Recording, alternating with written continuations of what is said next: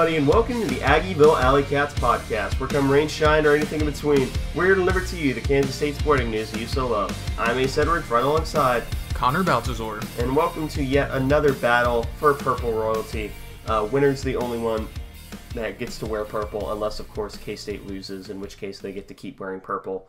But, it's another matchup up against TCU after the much ballyhooed matchups last year, including in the Big 12 championship game. But let's just dive straight into their stats from last year. Connor, you have the offensive side of the ball here. Yep, so last year, of course, they went 13-2 and made their college football playoff run. If any run in the playoff can even be called that, it's just winning 2 games. Yeah. But they finished 13-2, of course, losing the national title and in the Big 12 championship. And their rushing yards, they came just a little shy of 2,900 at 2,899, have 5.1 yards per attempt, and 37 rushing touchdowns. They had 3,926 passing yards at 8.6 yards per attempt and a completion percentage of 64.3%.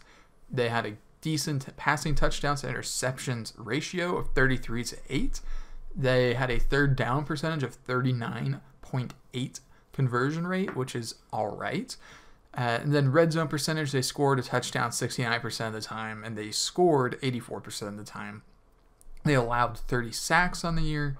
They scored 38.9 points per game. That's a total of 584 from last year. Yeah.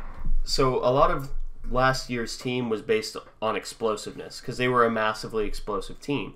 That wasn't just limited to the passing game. That was running game as well, both with Kendre Miller and Max Duggan being big parts of it.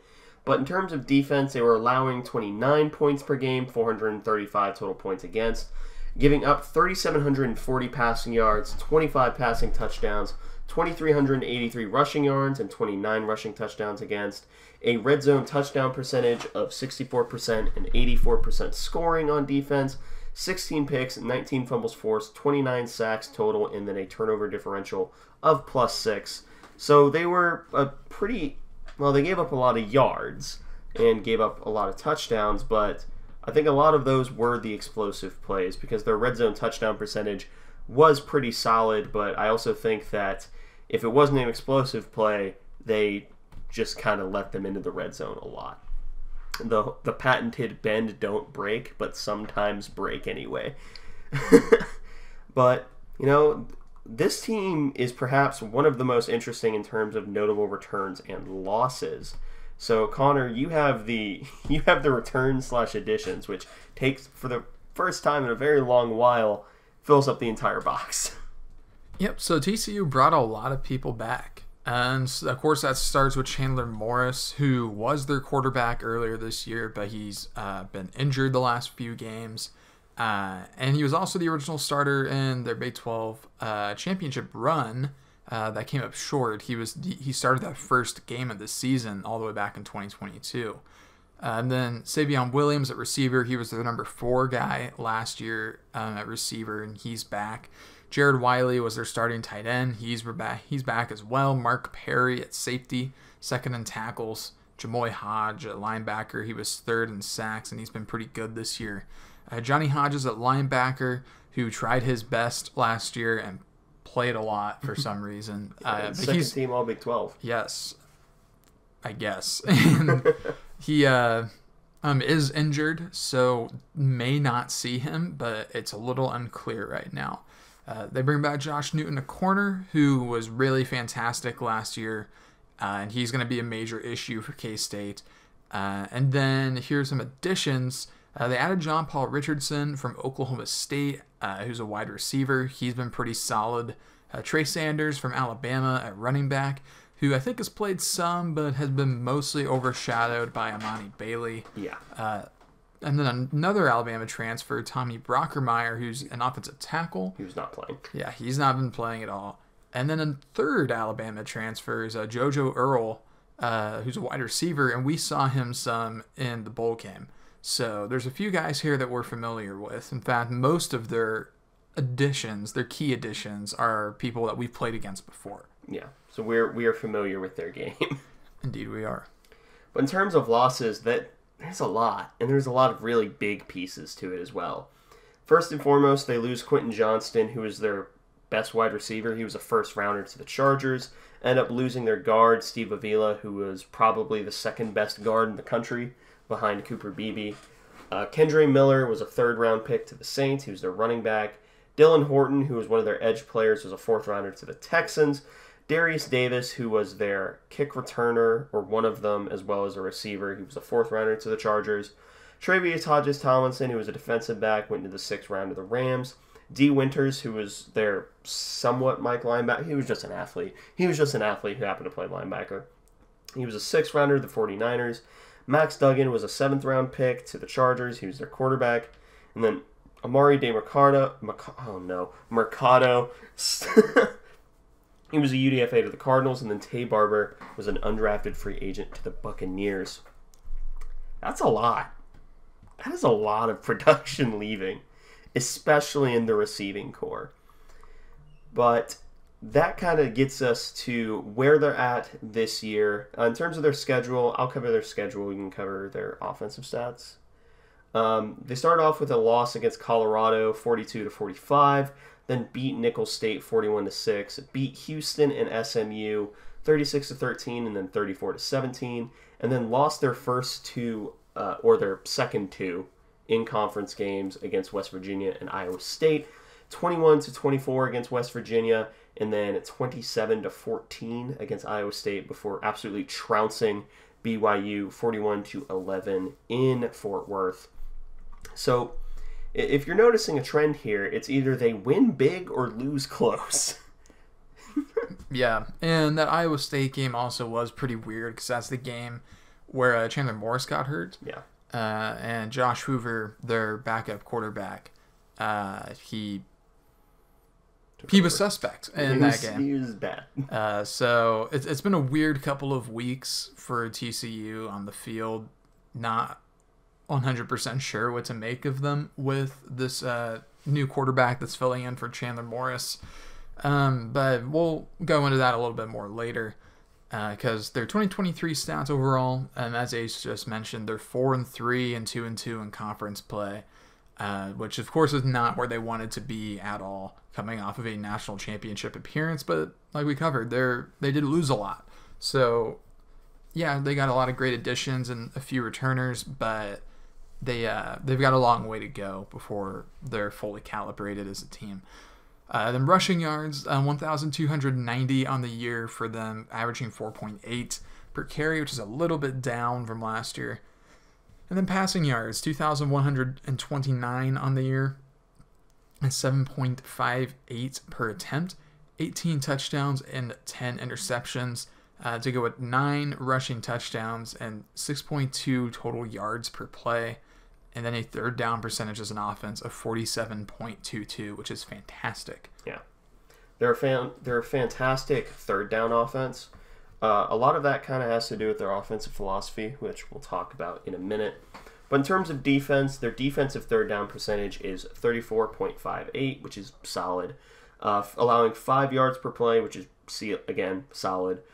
Giving up 33.14 points per game, they're averaging 33.14 points per game, with 232 points for, 143 points against, a -1 turnover differential, 19 sacks, and here's the kicker. On defense, they're giving up a red zone score 76% of the time, a touchdown 48% of the time, both of which are excellent. Like, those are amazing red zone numbers. And then you get to their offense, where they are only scoring 69% of the time and only scoring a touchdown 52% of the time.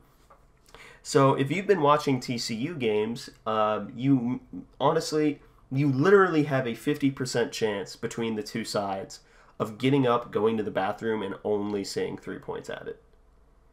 Because they're not scoring touchdowns down there. And that's on both sides. So, credit to both the offense and the defense. But before we get into the actual scouting report, here's a quick word from today's sponsor. And we are back to this episode of the Aggieville Alleycats, giving you the scouting report up against the TCU Horned Frogs. Starting off with their offense, starting with play calling, They have a run-pass split of 48% run, 52% pass, so balanced, really is the best way to describe it. And they have a new offensive coordinator. I'm not going to say his name out of fear of getting struck down for family sins. But the offense is a blend of the Arkansas offense from last year and the TCU offense from last year. In other words, instead of a lot of the zone GT counter stuff that you saw from Garrett Riley last year from TCU, you're seeing a lot more of the pin and pull, which still includes things like GT counter, but a lot more power and things like that, as well as a little bit more of the QB running game, though that was more with Chandler Morris than it was with Josh Hoover. I don't see a reason why Josh Hoover couldn't do it, because he does have decent athleticism. We'll get into that in a second. But if you watched Arkansas and you watched TCU, you're still going to notice a lot of through lines. Like, you're going to see a lot of mesh. You're going to see an absurd amount of mesh. And a lot of the offense is based off of creating rubs or just trying to scheme one guy open to make it as easy for the quarterback as possible, which that's just called a good college offense. But in terms of their more raw numbers, they're running play action 31.9% of the time, which a lot of that has to do with their RPO game, and then screens 10.5% of their dropbacks. And motion is a significant part of the offense, most notably motion from the slot receiver, which in most cases is going to be J.P. Richardson or Jack Besh. But yeah, it's a familiar offense is the best way that I would describe it. It's not the Baylor 2012 offense with the insane splits and a lot of those principles, but you can tell that it is sort of an evolution of both that offense, an offense that focuses on the QB running game, and Sonny Dykes' more mesh-based offense, also known as a variation of the air raid. But Connor, you have their now starting quarterback, and this is an unenviable task because the redshirt freshman hasn't played all that much. Yeah. Josh Hoover, number 10, really haven't seen a lot of him this year. The most that we've seen him, of course, is the BYU game where he was fantastic. Phenomenal PFF grades that week with a 93 overall grade and a 92.1 in the pass game. Then he added a 72.6 in the run game as well. So he was great against BYU, who admittedly is a pretty bad team. So there's only so much that we can take from it. Which the opposing view of that is that when he came in against Iowa State, he was pretty awful and was just horrendous in that game and was pretty easily contained and corralled by Iowa State, which what that should signal is that he's probably okay, which is, like, he blew out BYU and was really, really bad in his first outing, so he's probably a fine quarterback. And so we can't make a ton of his physical talent either, just because we haven't seen much of him. You know, his arm strength seems pretty good, but his accuracy is fine. And processing is going to be a huge issue for him. He is, I mean, he's a young quarterback, so that's to be expected to a certain degree. He's making his first read, and that's where he's throwing the ball. But when the first read's going to be covered, we're not really sure how he's going to do working through reads and working through a progression. Yeah, it's either going to be read one or scramble drill. Yeah, so he's probably going to deal with a little bit more adversity on that front than he did against BYU when he faces K-State. So it's going to be interesting to see what he ends up doing there. But he does have good pocket awareness. He's very good at climbing, and he's able to get out of the pocket with a decent degree of consistency and poise, which is pretty unusual for a young quarterback, which he's only, I believe, a redshirt freshman. Yeah. And so it's a little bit surprising, but it is impressive regardless. But Hoover, just from watching him, he's... he wants to work intermediate center and short center more than anything. He's a middle field merchant, and that's where he wants to live. He's not as great, not even close to as great when he's going outside the numbers. And he also doesn't really throw behind the line of scrimmage very much either, which that's just... But if he is, it's going to be center. Again, he does not like throwing to the outside. He wants everything to be right in front of him. And he wants as few responsibilities as possible when it comes to deciding where to throw it. I mean, 23.8% of his throws are intermediate center, 15% are short center. The only short area, or the only outside area he doesn't hate seems to be short and to the right. If we can cut off the middle of the field, that will be a big advantage, I think, because that's where he wants to live as a passer. So we need to find ways to prevent him from working the middle of the field. Yeah. And a lot of that has to do with, a lot of times, middle of the field. You can pretty consistently say, like, oh, middle of the field. Oh, that guy's open right on time. Cool. I need to throw it now. So you're not really, it's more like read and react than it is anything else. But, yeah, he also, weirdly enough, pressure doesn't affect him that much. That's really the last thing there, because he's just so good at dealing with, like, moving out. Now we get to cover, or I get the honor of covering probably the most fun player on this offense, and that's Amani Bailey. And he's just really fun to watch. He is a ULL transfer from way back in the day. He was here last year, or there at TCU last year. He's just lightning in a bottle. That's the best way to describe him. He's 5'9", 207, and yet still is probably the fastest player on the team. And he gets up to that speed really, really quickly, and he's also a capable receiver. And just solid contact balance, though it's probably his weakest trait. He's just fast. He's just fast and really fun to watch.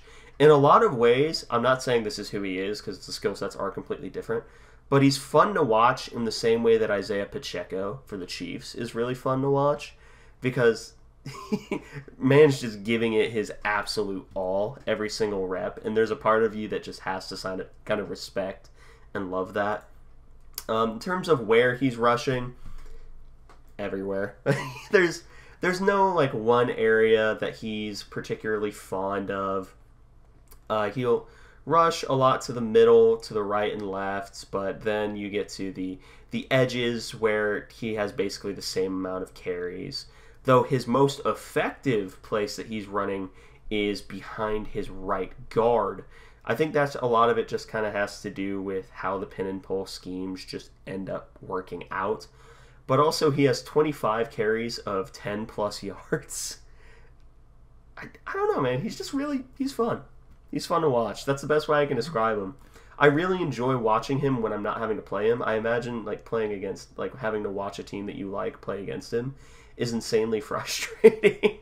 I guess we'll figure that out this weekend, won't we? Yeah. I mean, really the only area he doesn't run a lot is off tackle, which hardly matters because he just runs off the edge and he'll run everywhere else. So yeah, he won't run off tackle much, but he'll still do it enough to where you can't just completely neglect it. So I think you're right. He's a really interesting back. He's already got 753 yards on the year. He's averaging over 5.5 per carry. He's only got 2 touchdowns, which is kind of weird. But that's just, I guess, part of being the bell cow back is you work your way down the field and then you're tired by the time you get to the goal to go. So it's a curse of being a primary back, I guess. Yeah, you get vultured a lot. All right, Connor, you can cover the receivers listed here. I'll just shortly talk about the other receivers after these 3. Yeah, so Savion Williams is their wide receiver 1 right now. He's number 3. He's huge as well. He's 6'5", 225. TCU's always loved their really tall receivers. That's something that they've always liked. Which he's their number 1 guy. He's developed a bit more from last year. He's a bit more complete than he was because last year he was mainly a contested catch guy. And he can do a little bit more. He's a better rack threat. He's a lot better rack threat, but he's still not the best route runner. That's just not really his game. And he's running most of his routes, again, over the middle of the field. That's where TCU wants to live. He's best intermediate left and intermediate center, although he does also run a lot of deep routes on the left side outside the numbers, although he's not really doing anything out there. He's got 1 catch on 6 targets out there. Was a touchdown, but still, that's not a great reception percentage. No drops, though. Yeah, no drops on the outside. And he most targeted short center mesh. Yeah, mesh. It's mesh. Yeah. Which is why he's developed into a rack threat, because mesh. Yeah. So that's the name of his game. He has 1 single drop on the year, and it was short center, and some of that's just because of the volume of targets there. So otherwise, he's doing just fine. He's an ex-receiver. He's the number 1 guy. He's no Quentin Johnston. No. Not even in the same universe as Quentin Johnston, but he's trying his best, I guess. Yeah. It's also worth noting that he does not have a single contested catch percentage below 50%. Like, Yeah. if the ball is contested and it's possible for him to catch it, he's probably going to catch it. Yeah, this is a game where having Willie would be really helpful, because neither of our corners really match up with him at all, size-wise. No, they don't. Then we follow that up with J.P. Richardson, John Paul Richardson. He's just the same guy that he was at Oklahoma State, which is a pretty reliable physical receiver. He wants to bully the defensive backs that are working on him, but he is not going to ever go up and win a jump ball. Some may call him a gym rat, but he's just someone that holds onto the ball, and he's going to lower his shoulder, and he's going to try and get yards after the catch, a la Ben Sinnott, except Ben's the tight end, and J.P. Richardson's a receiver. So that's kind of the attitude that he holds. And again, his most targets are short center. He's got 12 there, 8 catches. He's got a 90.2 grade over the middle within 10 yards. He's got a touchdown there. He's got 123 receiving yards there. And following that is deep center. He's going beyond 20 yards there. He has 6 targets, 4 receptions, 125 yards and a touchdown, a 94 grade there. And he's okay outside the numbers. He isn't really doing a lot of that short, or really at all. But his best grade for any outside number stuff is, well, I'm not going to count deep left because there's only 1 target there.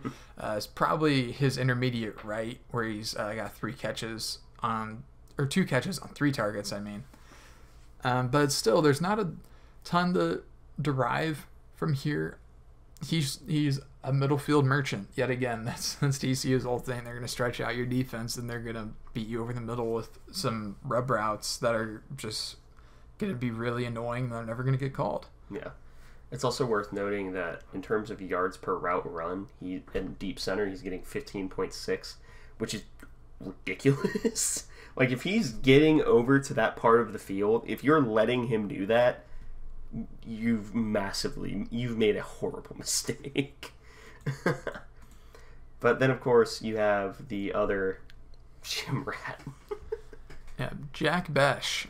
He's 6'2", 220 pounds. He's pretty built for a receiver. Mm-hmm. In fact, when I was watching TCU, I think this past weekend or the weekend before, maybe. Both times. I thought he was a tight end, and he is decidedly not. He's an LSU transfer, so we've seen him before. We saw him in the Texas Bowl, mm-hmm. and he's more of a finesse guy than the other receivers, but again, being as big as he is, he's difficult to bring down. So he's a lot like if John Paul Richardson had more wiggle to his game and played more like a traditional big slot guy. So that's Jack Besh, really. And again, intermediate middle is best area. Short center, he's getting a lot of targets, but he's not as effective there as everybody else.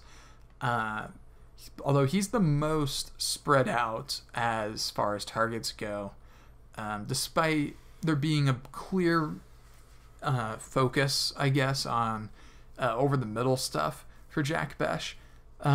Again, that's where TCU wants to live their offense, but he's still not great to the outside, even though he's gotten fairly varied targets outside. He's good intermediate center with an 89.3 grade there. 3 targets, 3 catches, 47 yards. He doesn't have a touchdown yet this year, and he's definitely option 3 among the wide receivers because he is far behind them in terms of yardage. In fact, I don't even know if he's at 100, and if not, he's pretty close. Yeah. But there are also 2 other major receivers that I would say are worth mentioning. They get a lot of guys in rotation. We mentioned Savion, but they also get Jalen Robinson and Warren Thompson involved. Jalen Robinson he's been everywhere. Started off at Oklahoma, then played at UCF, then Ole Miss. Now he's at TCU. He's a 5'9", 180 guy, which kind of tells you his skill set. He's the gadget guy / more true traditional slot guy. His problem is drops. That's his biggest problem in it. That's sort of followed him everywhere he's gone. But where he does excel is sort of taking opportunities and running with them, where he's going to get a lot of yak after the catch, but it just depends on him catching it. That's the biggest flaw with his game. And then Warren Thompson, he's just another big-bodied guy. Transfer from Arkansas, followed the offensive coordinator who will not be named. He was another example of kind of a glue. I'd kind of describe him as a glue guy when it comes to receiving, but you can definitely tell that him and the offensive coordinator have a very positive relationship because he very much understands what in the offense he's meant to do. And there are a few other guys that you could mention, most notably Dylan Wright, but they have a lot of receiving options. That's the point. We're not going to belabor that point. They have a lot of receiving options. When speaking of receiving options, talk about their tight ends, starting with tight end 1 before we give a brief shout out. Jared Wiley. It's just another week where we have to deal with a massive tight end, except for this one's better. Jared Wiley, 6'7", 260. He was a Texas transfer, but he was here last year. I remember his breakout game was against us after I said that he hadn't done much, and then I proceeded to lampshade by saying this would be the game where he catches his touchdown.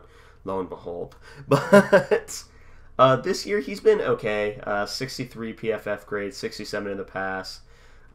He's just another example of a physical freak at tight end. He's monstrously tall, big, good hands, speeds that you have to respect. And he's also a very willing run blocker. He just uses his frame, so it's hard to get around him because he's tall and still somehow built. He's another example of a player that's just, he's an athletic monster. And you can kind of tell that his target share is just about all over the place. And the old adage is a young quarterback's best friend is a good tight end. So if I were to guess, I would say that Josh Hoover is probably going to try and target Jared Wiley a lot. Either that, or he's going to try and target an old friend of ours, Connor. That would be high school classmate Chase Curtis. Yeah, I'm for one, in the most nice way possible, shocked that Chase Curtis is on TCU. And not even because of a skill thing, but because out of high school, he went to go play JUCO baseball. Mm-hmm. And so I was like, okay, he's done. Also, in high school, he's a quarterback as well. Yep. And a string bean. Yeah, he was a string bean. He was like 150 soaking wet at 6'5", which is unbelievable that he's now like rotational tight end that actually plays a considerable amount. Pretty unbelievable that he's made it to that point. He was originally a walk-on. I think he's scholarship now. Probably. And so shout out to him. He's been pretty solid this year, honestly. In the past game, he's had a few nice catches. He's getting involved in most every game. So, yeah, he deserves a shout-out. He's not someone that can be overlooked. Yeah, it's definitely weird seeing him on the field, given that it's not the position he played, it's not the sport he originally chose, and he also is like 80 pounds heavier. So... Bro, put on weight. D1 strength programs got hands. Well, Connor, you have the left side of the offensive line as well as the center. Yeah. So first of all, on the offensive line in total, they're giving up pressure on 25% of their dropbacks. Bad. Yeah. So Brandon Coleman, he's their left tackle. He's number 77. PFF says he's a guard. He's not. And he's 6'6". He played guard earlier this year. But... Yeah, now he's the left tackle, or at least he has been the last couple of games. He's huge. He's 6'6", 320. And it's been up and down for him at left tackle, which maybe isn't a fair thing to say because it's been 2 games. One was good, one was bad. So a few things about Coleman. He's a little slow off the jump, and he's just not the quickest guy off the line, and he's not the lightest on his feet, which maybe is telling given that he was originally a guard. So yeah, he's not going to be the most fleet-footed, but he's, after 4 games at left guard, now playing left tackle. So he's in a different role than he normally is, or at least has been this year. So, but what he does, though, is he is able to handle power really well. He's a very good anchor on the left side of the offensive line, and a straight-up power rush is not going to beat him often. Just because, again, he's gigantic, 6'6", 320, and it'll be difficult to really just run through him. That's just not really something that's manageable. And also, he's done a great job improving his hand usage. So he's constantly feeling for other rushers and prodding at the spot that's likely to be weakest in the rush from the edge. So he's very technically sound. He's a good anchor, but he's good against the power rush, but not so much against outside speed, which for a natural guard playing left tackle, that's not a shocking evaluation, I don't think. No. It's also worth noting he was our left tackle last year and was actually pretty good. Yeah, so maybe he spent all offseason getting used to being left guard, and now he's back at tackle and just doesn't have the same agility. I'm not sure how that all works, but so it's been a decent year otherwise for Brandon Coleman. But now we can move on to the left guard, Colton Deary, number 51. He's 6'4" and a whopping 345 pounds. That's a big old boy. Yeah, that's like Josh Rivas size. Oh God, Revo. Yeah, I forgot about Revo. Yeah, he I don't even think that he was here when you were, or maybe he was in 2019. Yeah, Revo was here. Yeah, okay. So yeah, he was there for your freshman year. But yeah, when he got here, he was even bigger as well, I think. I think he at one point was nearly 350.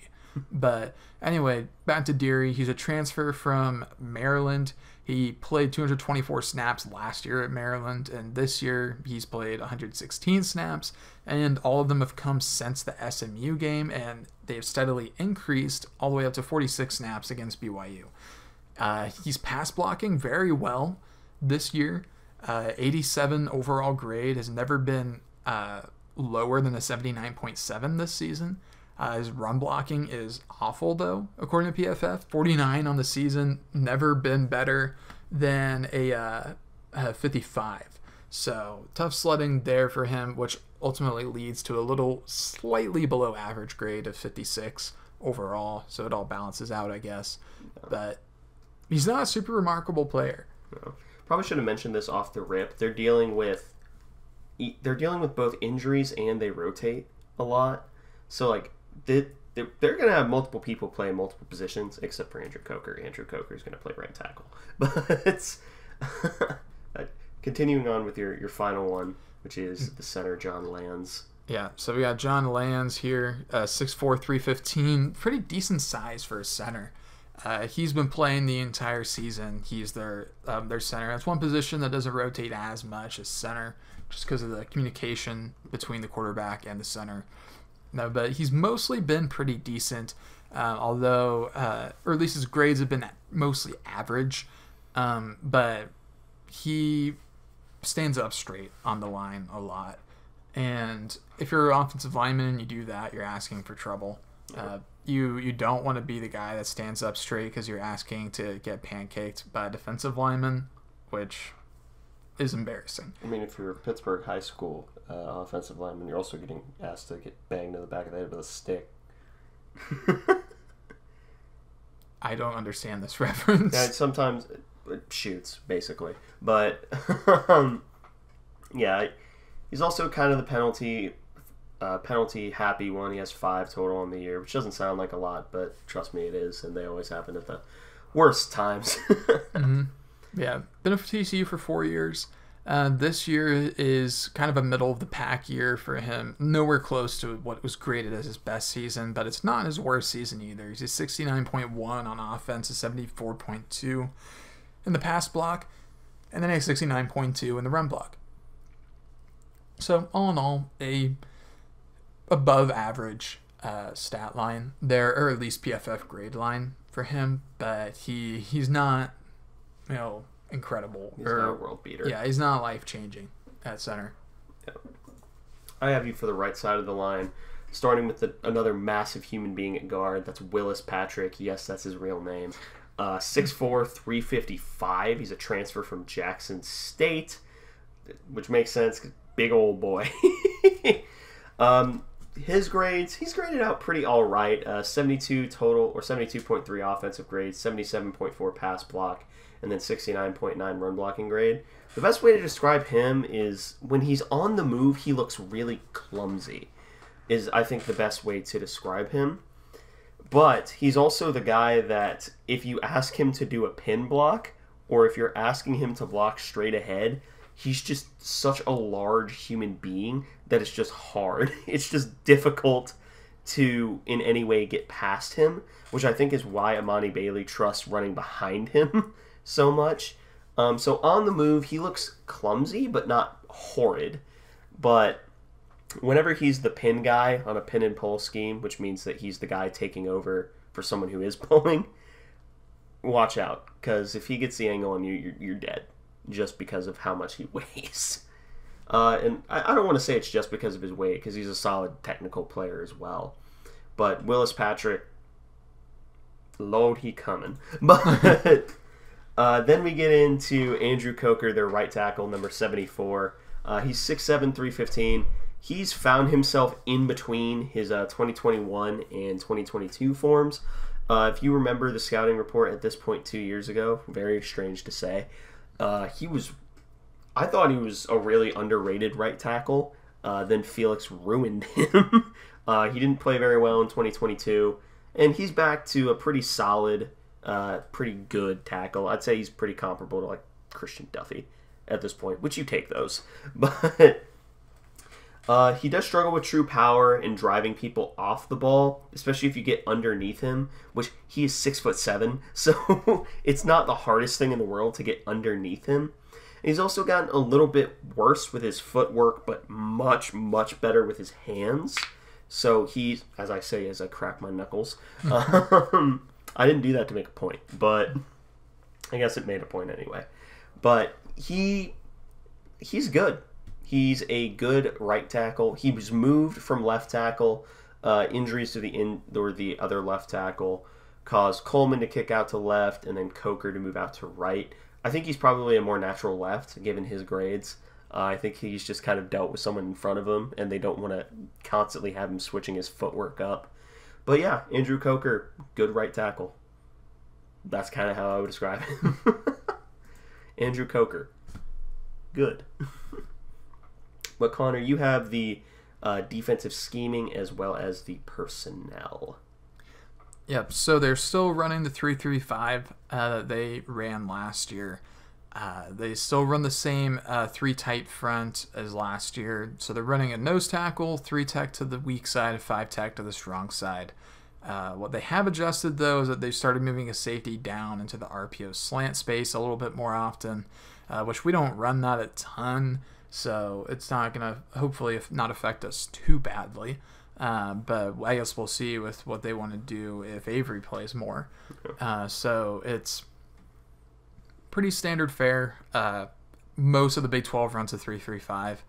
I think there's a handful of teams that don't still, but we're pretty much past the breaking point of the Big 12 being a 3-3-5 conference. Yeah. So that's their scheming, and then personnel. In coverage, they're playing a little bit more man coverage than they did last year, which they did already prefer that, but they're leaning into it a little bit more as well this year. Yeah, I'll also let you take the interior defensive linemen because we have a lot more to say about them than the edge players. Yeah. So on the interior, I believe these are the same guys that they had last year. The exact same guys. Yep. Demonic Williams is number 52, and then they also have Tyman Mitchell at number 91. They have a few guys that rotate that exist, but it's mostly these 2 guys. Demonic Williams, he's a huge force in the middle of their defensive line, and it's just because he's really, really, really strong. He uses his strength to long arm people And he is a nose tackle in the true sense of the word, in that he just doesn't let himself be moved. His job is to take up space, and he's pretty good at that. The only way to get him to move laterally, or the only way to get him to move is laterally. And sometimes that can work to the advantage of the defense anyways, which truly frightens me with Gilly. And I'm definitely a little worried about that matchup, just because of how big Dominic Williams is. So that's a potential issue and thing to watch for. And I guess we'll see how we adjust our running game for it. But then we also have Tymon Mitchell. He will play with his head down and doesn't really look where he's going. And as a consequence, he's pretty easy to wash down and just break the force to his side. He doesn't keep his eyes in the backfield, which pretty much what that's saying is he's going to get an initial look right after the snap, and then he's going to keep running that way. So misdirection can really harm him, as well as play action or draws. Pretty much anything that involves anything other than doing exactly what it looks like you're doing is a good way to take Tymon Mitchell pretty much out of the play. Yeah. Then you have their two edge players who... The edge players are kind of difficult to say anything about because edge players is a relative term in the 3-3-5. First off is Paul Oyewale, or Oyewale. I don't know how it's either way. He just doesn't... He's not explosive at all. And even if he was, he doesn't use angles properly to actually set up the rush. He's really someone who seems like he's playing the run every single down. But he's just, even then, he's just kind of okay at that. Because he's just running himself into the blocker more than he's trying to actively rush the quarterback or get around them. So he's almost treating himself like he's a rock. Like he's treating himself like a rock that eventually is just going to break through somehow. And his grades are above average on PFF. 67.5 defense, 69 exactly run defense, 61.1 pass rush. Meh. It's just the ultimate kind of meh player to me. I mean, he has games where he has his moments. Nicholls State and Iowa State, he got a 3 and 4 or 4 and 3 pressures respectively, or quarterback hurries, I should say. But he's only had 2 sacks on the year, and one of which was against Colorado. He's not recorded a sack since he played Houston. So again, Oyewale, he's fine. Caleb Fox played here last year, and it's the same exact eval as last year. He's an okay edge player who plays pretty solid run defense, but trades that off with pass rush ability. He's a decent force player. That's all I really got. I mean, 6'3", 315 pounds, so he's more the size of a traditional defensive tackle. So I kind of think of him like Jalen Pickle is how I would sort of think of him. I love how every single time we get a defensive end who's just big, I'm just going to call them Jalen Pickle. I can't think of a better comp, honestly. So. But yeah, that's our edge players. Neither of them are... They're not your traditional, like, sexy edge players, where they're not the sack collectors. That would be their linebackers. Yeah, so at linebacker, we start with number 4, Nnamdi Obiazor. If that name sounds familiar, it's because he is the brother of true freshman K-State defensive end Chidi Obiazor. So it's a little bit of a family feud going on there, I guess. I don't know what that's like, really. I mean, they'll never see each other on the field. They're both defensive players, yeah. But it'd be funny if they did. But he was a safety last year, we're pretty sure of, but he's really more playing linebacker this year. And you can kind of tell because he does play linebacker like he's a safety. Shocker. And it's for better and for worse, which for the better, he's more creative at getting to the ball. He's better in coverage, of course. But he's not the type of player that's always going to meet blocks like a linebacker would or should. It is just kind of hit and miss with him. Like, he's had some truly fantastic games in the run defense this year. And he's had a few great games in coverage, but he's kind of in between where he's really not ever fully put together a great, fantastic game. with both. He's had plenty of games where he's been good to even close to great in both of those. He's really consistent at tackling as well. He's getting a lot of pressures too. But again, it's all hit and miss. And again, one of his best games on the year is Nicholls State, but everybody on TCU had an incredible game against Nicholls State, so it's hard to draw much from that. But he's a good player. He was already a good player last year, and he's had some quality games against quality competition. Like he had an 80.9 grade against West Virginia with great run defense and tackling. Iowa State, he had his best coverage game of the year, according to PFF, and another great tackling game, and fine run defense. So I guess it depends on if we get coverage Nnamdi Izor or if we get run defense Nnamdi Izor, because we've not really seen him do both at an elite level yet. Yeah. But otherwise, he is very dangerous still. Mm-hmm. But that brings us to the next guy, which is Jamoy Hodge. He's been around for a little bit. He's 6'2", 235. His grades aren't incredible this year. In fact, he's had a few really bad graded games. But honestly, I like him a lot as a linebacker. Last year he was a linebacker that just plays with his hair on fire. He's a tackle for loss leader. He reacts to plays so quickly that it's difficult to track him across the field. So sometimes he does get himself drawn in more than he should, or he ends up falling a little bit too much for misdirection or play action because he's so fast to react. That's one of the drawbacks of that. You have to be able to react quickly, but not so quickly that you're getting pulled out of a play. So he's had some games that aren't graded incredibly well, but I still think he's a really quality linebacker. I think he's an above average linebacker as well. I'm really worried about how we'll guard him just because of the type of player he is. He'll be dangerous an issue. On a blitz. Very dangerous on a blitz. Yeah, he's got 21 pressures this year, 3 sacks, 17 quarterback hurries. He gets into the backfield a lot. So we need to be very wary of him at Mike. Yeah. Now you get the Johnny Hodges replacement. Yeah, so this normally would be where we talk about Johnny Hodges, but it's Shadrick Banks Jr., 6'1", 250. I think he goes by Shad. He's been up and down this year, although he's coming off a pretty good game against BYU. Of course, he played good against Nicholls State. Everybody played good against Nicholls State. It's not an accomplishment. Yeah. He had a little rough stretch of games against West Virginia and Iowa State, at least according to PFF. But he was pretty quality against BYU. He's another guy that sometimes plays like a safety playing run support, which is weird because he's 250 pounds. Yeah. But he's more likely to try and dive to tackle than he is to really wrap up. His pursuit angles aren't incredible, which means that his dive tackles a lot of times are kind of like a desperation attempt more than a style.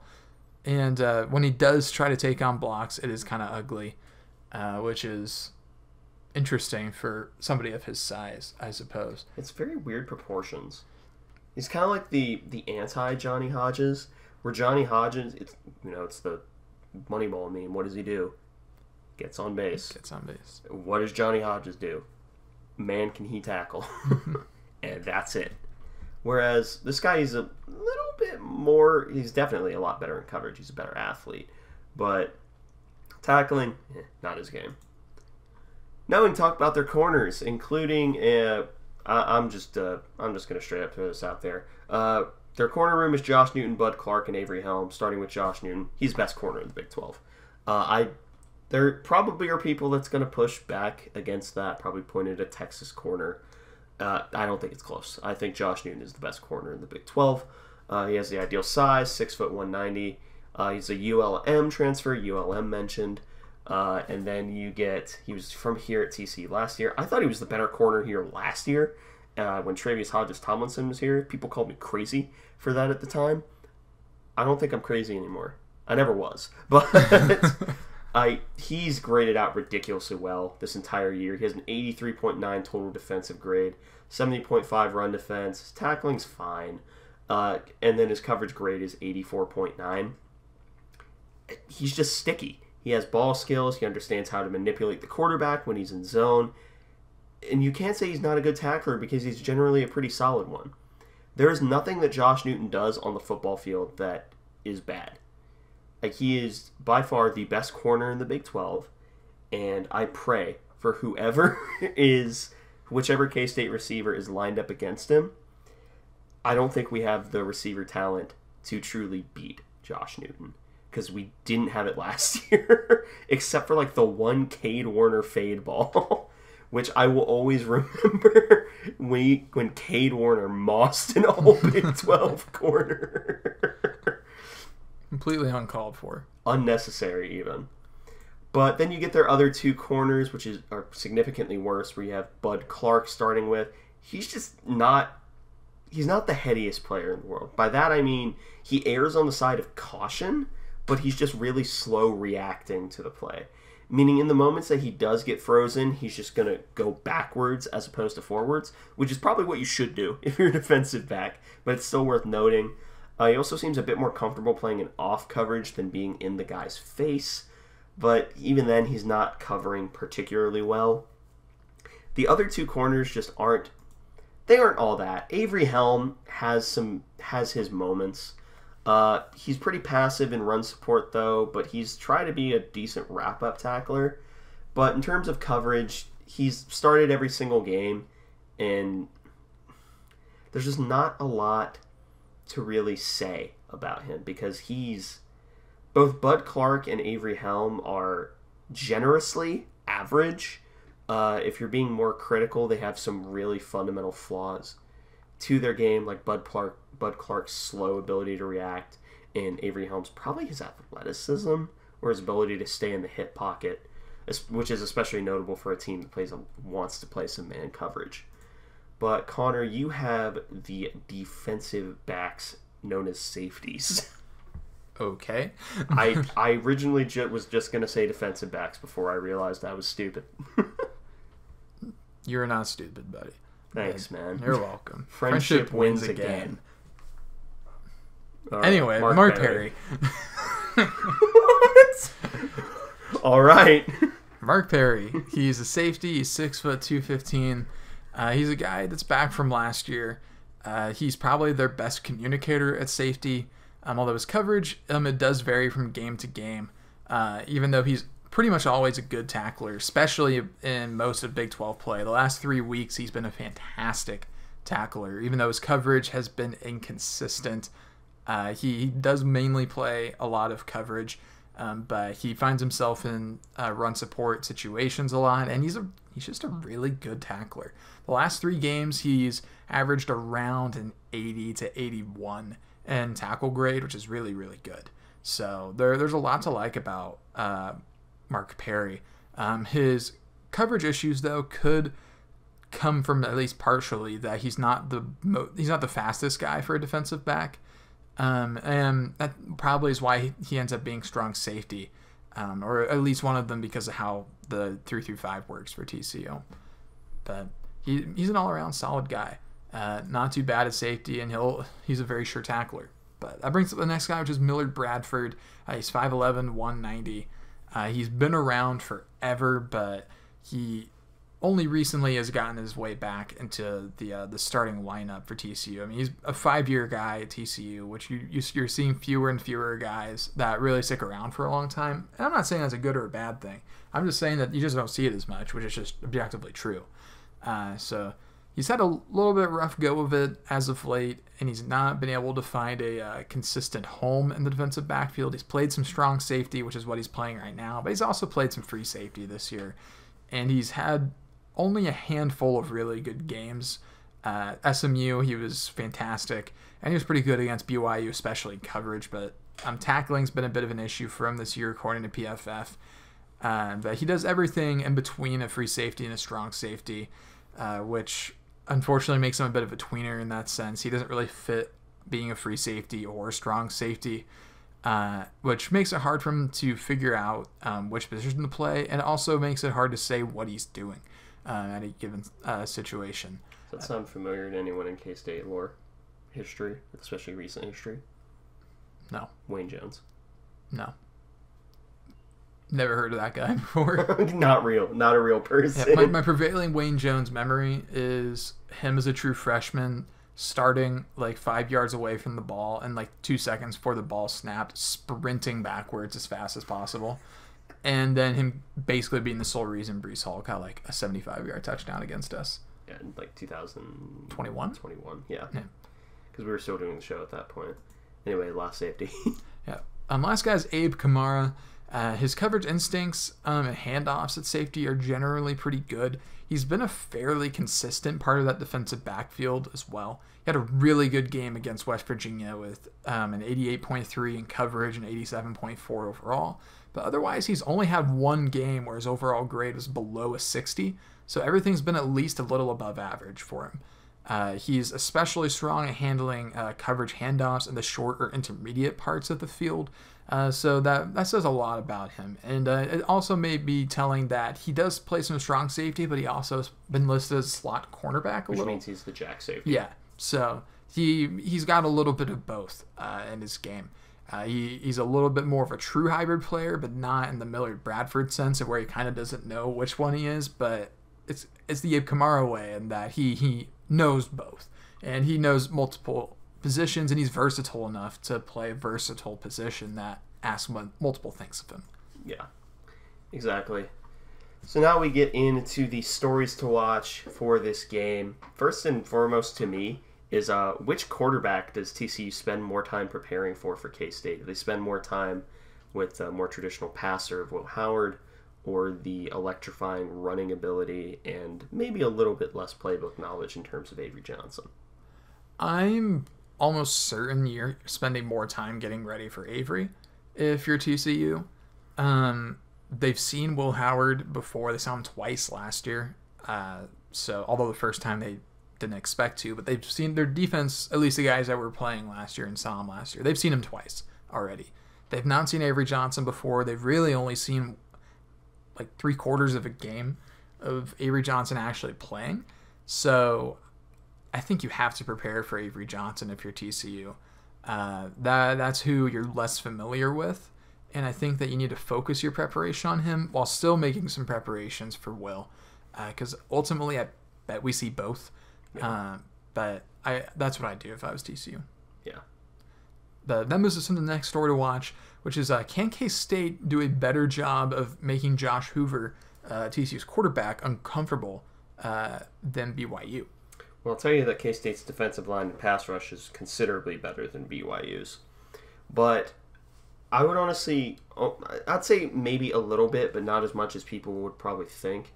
And a lot of that is because Josh Hoover is a really good manipulator of the pocket. Like, he's not going to walk himself into dumb sacks, and he's not going to walk himself into bad situations. In fact, he's probably going to find some way to escape them more often than not. But I'd say that K-State does a better job of making him uncomfortable and getting him off his spot, which I think is probably the winning formula. Yeah, which if you're not going to get a sack, you want to at least do that. Since he did perform fairly decently under pressure compared to when he was kept clean. There wasn't a huge drop-off, like not a notable enough one. But I guess we'll have to wait and see on that. Yeah. Can K-State's defense continue TCU's offensive red zone woes, especially with a redshirt freshman quarterback? I think so.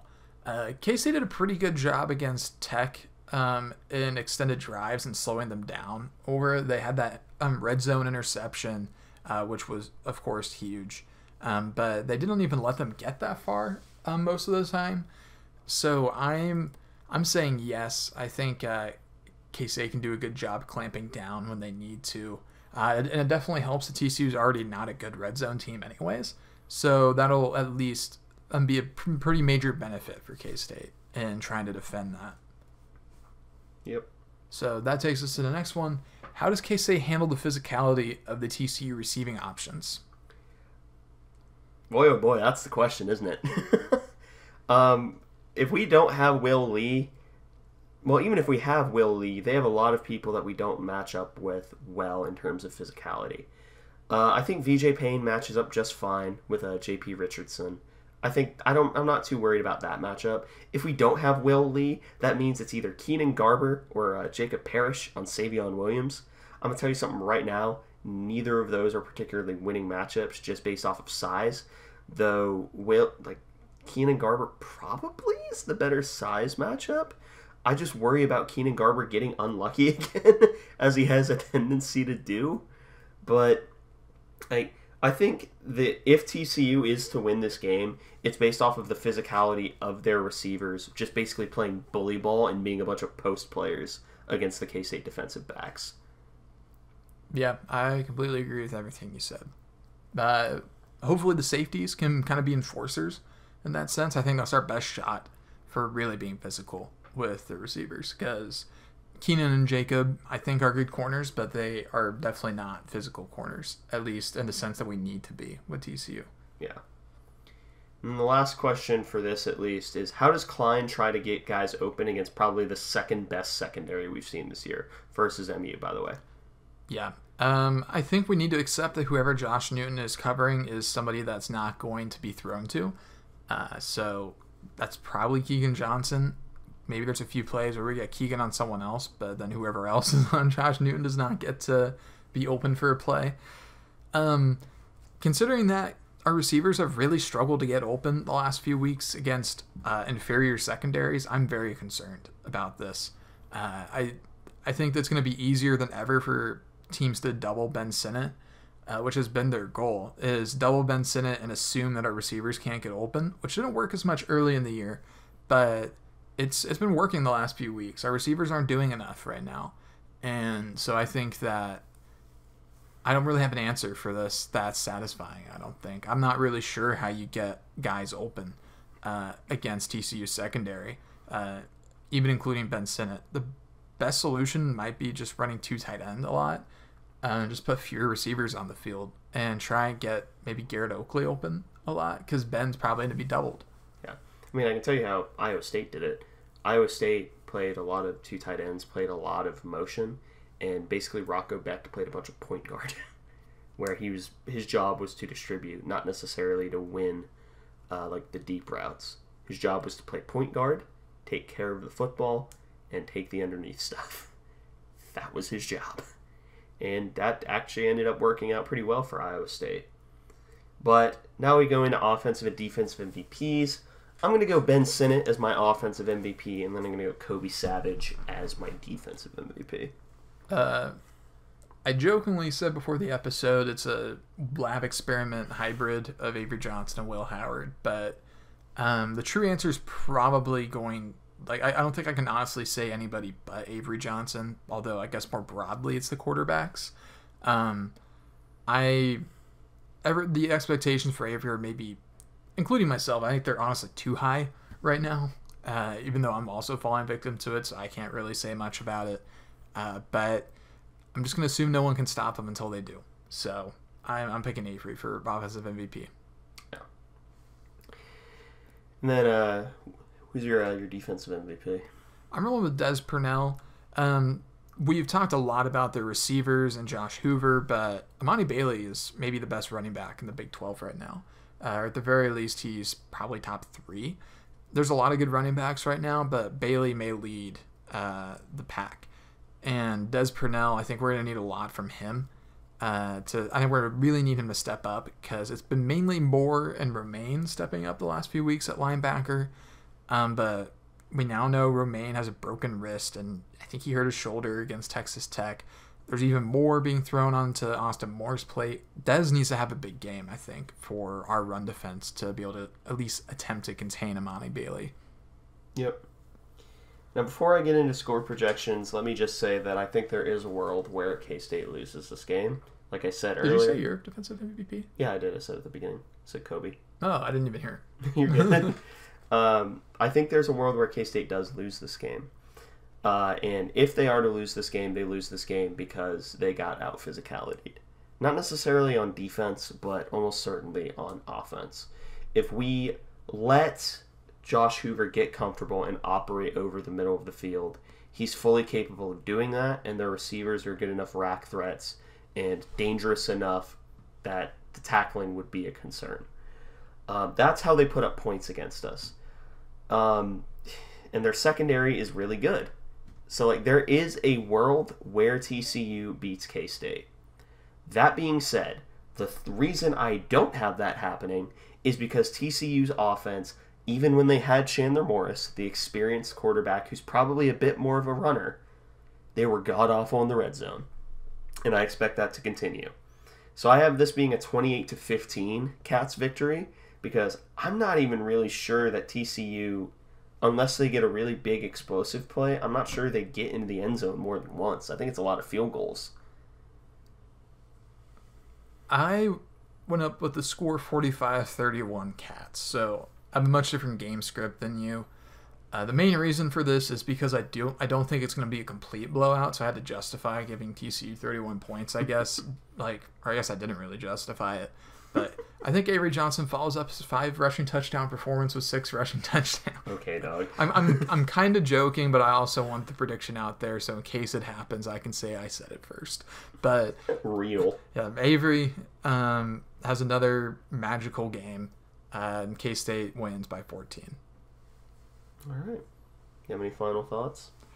I am anxiously awaiting the quarterback situation and figuring out who's starting and who's coming off the bench.